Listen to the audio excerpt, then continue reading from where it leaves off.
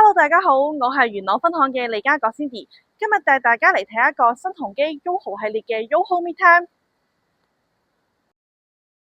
配套方面，元朗地鐵站無縫連接 YOHO 大型商場，110萬呎商場面積，設有逾300間店鋪，當中有唔同國家特色餐飲以及茶樓，另外有大型超市一田百貨、戲院、家電鋪等等，仲有女士們最愛嘅化妝以及護膚品專櫃店。假日嘅時候，亦都有唔少市民過嚟商場購物。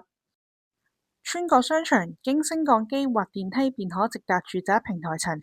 YOHO Midtown 係新鴻基 YOHO 系列嘅第2期大型屋苑，2010年入伙，合共提供1890個住宅單位，會所以及園林面積約22萬平方尺，提供球場、健身室、泳池、兒童遊樂場、宴會廳等等。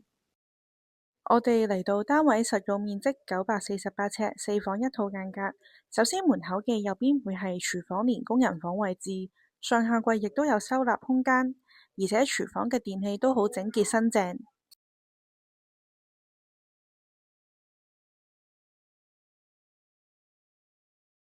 客飯廳一睇，飯廳位置放到6人餐台，去到特大嘅露台部分，極高層景觀一覽山景。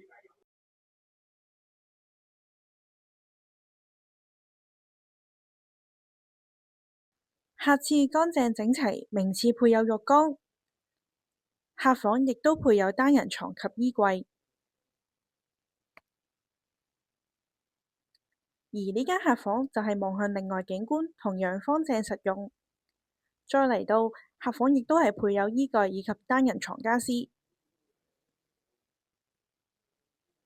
之後到主人房，套廁係名廁，帶有浴缸，亦都非常整潔。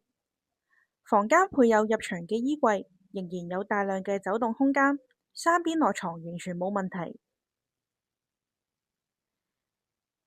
景觀同客廳同方向，超開揚嘅山景。